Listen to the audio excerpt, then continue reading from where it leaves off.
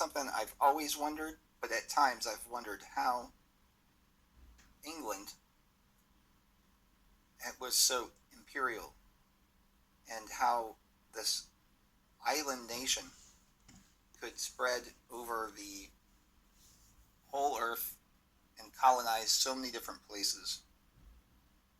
Yet, as I'm looking into South Africa, the fact that they have these old buildings with writing on them in English, and you have that in Hawaii, and you have that all over the West, practically, in different places. I'm wondering if the previous civilization, the civilization of giants, and you'll see why I say that, more evidence, why wouldn't it have been perhaps that they spoke English, and the idea that the English settled New Zealand, the English settled Australia, the English settled South Africa, the English went to the islands, and Captain Cook went here and there and everywhere. And so, do you think it's more likely that the true narrative is different? Well, we know it is. By now, I'm at the point now, this is like when I accepted that the Earth is not a globe. I'm just at that point now. I'm accepting the fact that history is not as they say at all, and the fact of the matter is the age of exploration happened long before the 1800s. The so-called age of exploration really didn't yield many finds. They've listed some finds of islands, small islands, even as recently as 1996 near the North Pole. But these are insignificant discoveries. Everything was discovered already, inhabited, and built up by civilizations. These fairy tales, these stories of natives who, even though they're human beings, just like you and me, they didn't have a concept of an abode, a structure. We're led to believe they didn't have a concept of shelter from storms and rain, invaders and such, that they just, quote, lived off the land and were transient migrants, and nothing that they constructed would last beyond their lifetime. And I don't believe it. What I see from the evidence is large groups of cult-like peoples moving into areas that are deserted, abandoned, with no trace or sign of anybody left, usually, of the former inhabitants, other than some writing on the wall in the form of advertisements and things. It's like these ready-made cities that they move into, and it's curious.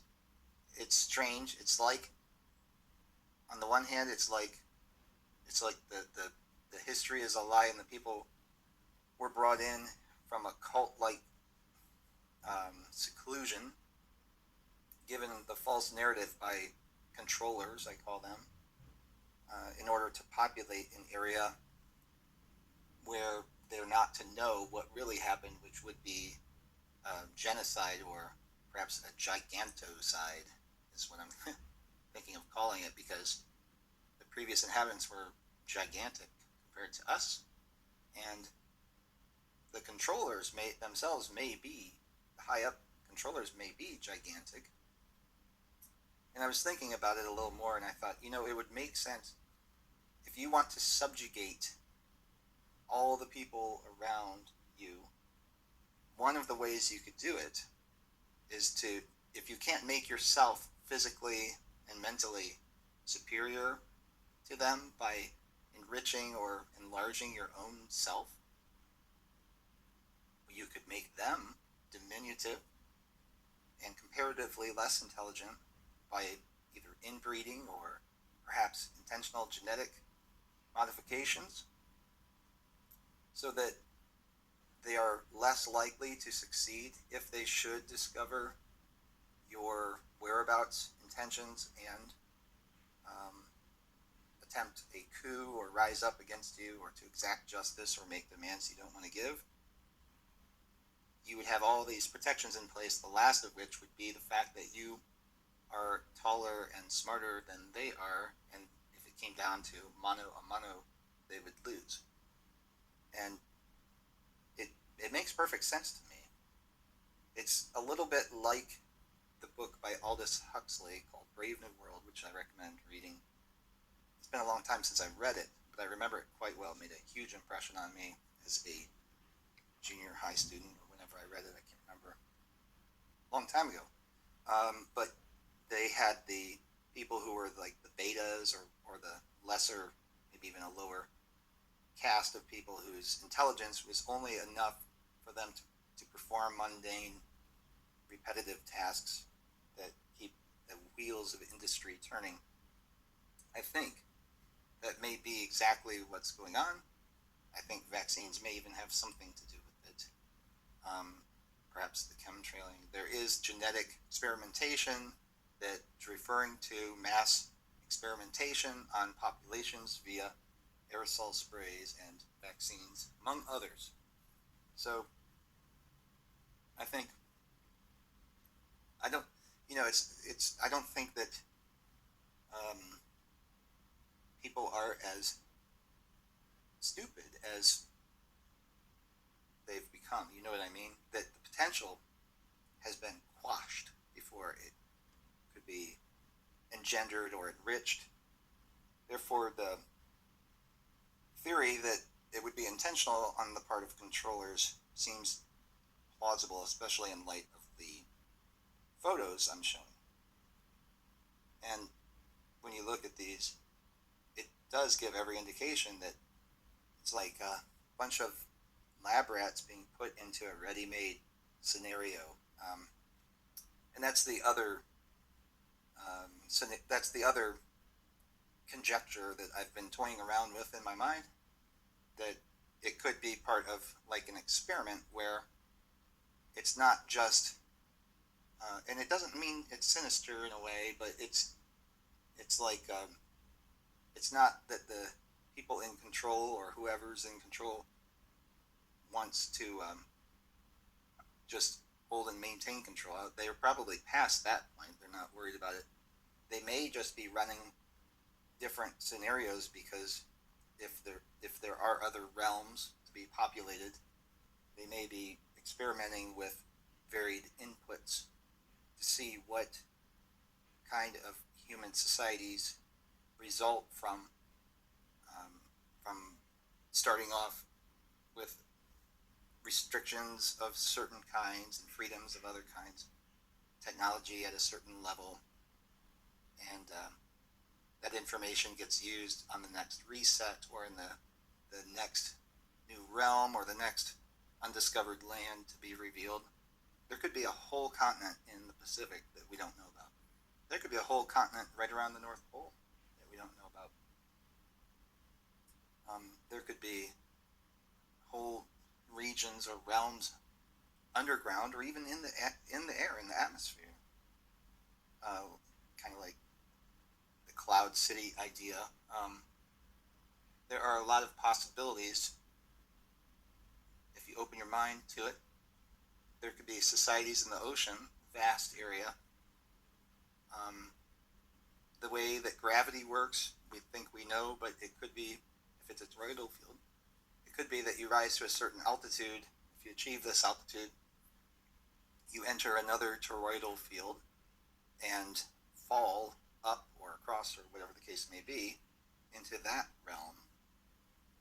Call it Asgard or whatever you want. There's all kinds of myths and legends alluding to that. So I'm getting kind of esoteric, waxing fancifully, but these pictures do